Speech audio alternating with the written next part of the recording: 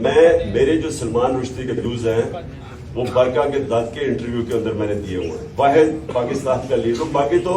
باقی تو ہمارے لیڈرز اس کے خلاف بات نہیں کرتے تھے کیونکہ مغرب میں اس کی بڑی سپورٹ تھی.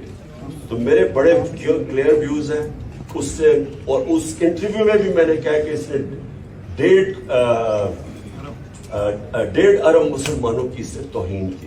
میں نے بڑا واضح ہے. اور میں پھر سے آپ کو ریپیٹ کرتا ہوں کہ یہ جو میں بات کر رہا تھا وہ اسپیسیفکلی کر رہا تھا کہ جو طریقہ کار ہے. اور میں پھر سے آپ کو کہتا ہوں کہ اگر آپ یہ اس کو الاؤ کر دیں گے, اجازت دے دیں گے, جو سری لنکا کے اندر انہوں نے اس کو فیصلہ کیا کہ یہی اس نے کیا ہے توہین اور ساروں نے پکڑے چلا دیا اس کو. آپ کو اندازہ نہیں ہے کہ اس ملک کو کتنا نقصان ہوا. میں پرائم منسٹر تھا, باہر کے لیڈرز کی کالز آئے مجھے, جو لوگوں کا جو باہر کے پریس میں ہمارے کیس لکھا گیا. سو اس لیے جس وقت آپ وہ انڈورس کرتے ہیں نا, آپ دروازے کھول دیتے ہیں. کہیں بھی جا کے کوئی فیصلہ کرے جی فائدہ توہین کیا اس کو مار دیں. اس کے میں صرف پروسیجر کے پوائنٹ تھا. سلمان رشدی میرے خیال میں بہت بڑا فتنہ تھا. میرے بڑے اس کے اوپر کلیئر ویوز ہیں.